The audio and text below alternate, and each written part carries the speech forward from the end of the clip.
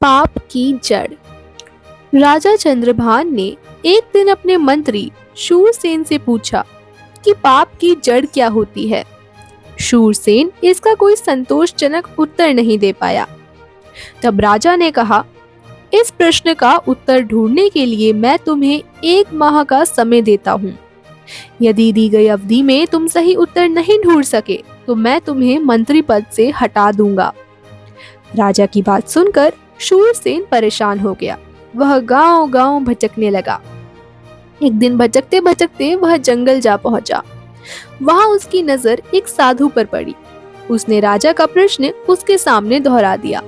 साधु ने कहा, मैं डाकू हूँ जो राजा के सिपाहियों के डर से यहाँ छुपा बैठा हूँ।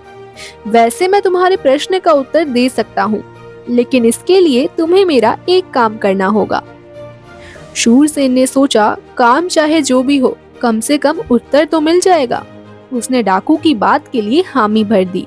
इस पर डाकू ने कहा, तो ठीक है, आज रात तुम्हें नगर सेठ की हत्या करनी होगी और साथ ही उसकी सारी संपत्ति चुराकर मेरे पास लानी होगी। यदि तुम यह काम करने में सफल हो जाते हो तो मैं तुम्हें तुम्हारे प्रश्न का उत्तर बता दूंगा। शूरसेन लालच में आ गया। उसे अपना पद जो बचाना था, शूरसेन इसके लिए तैयार हो गया और जाने लगा। उसे जाता देख डाकू ने कहा, एक बार फिर सोच लो, हत्या व चोरी करना पाप होता है। शूरसेन ने कहा, मैं किसी भी हाल में अपना पद बचाना चाहता हूँ और इसके लिए मैं कोई भी पाप करने के लिए तैयार हूँ। यह सुनकर डाकू ने कहा, यही तुम्हारे सवाल का जवाब है। पाप की जड़ होती है लोभ। पद के लोभ में आकर ही तुम हत्या और चोरी जैसा पाप करने के लिए तैयार हो गए। इसी के वशीभूत होकर व्यक्ति पाप कर्म करता है। शूरसेन ने डाकू का धन्यवाद किया और महल की ओर चल दिया।